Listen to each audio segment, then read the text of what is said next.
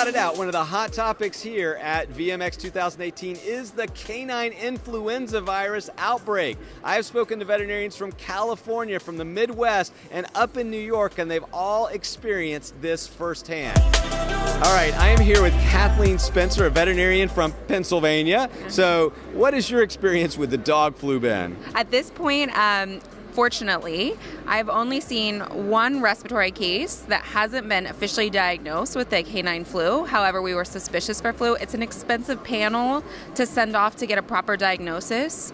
But I do know that it is prevalent around the country at this point in a lot of different places. Yeah. And so it's definitely concerning, especially for my dogs, my patients that travel, show dogs, my dogs that travel around the country a lot.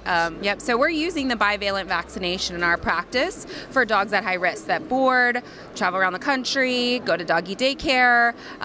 Any dogs that potentially have a risk for exposure, we're recommending the vaccination, not just to protect themselves, but for herd immunity to protect others. Right. Yeah, so Kathleen, and you touched on a really important thing that I think other veterinarians we think about, we don't often talk about, and that is we don't test nearly enough because it is expensive. It takes some time. So when I see these, outbreaks all over California now up along the East Coast, it concerns me. Those are documented cases. And so again, your best advice to veterinary colleagues who are kind of struggling, because a lot of them are saying, I don't know if I need to vaccinate or not. What's your best advice?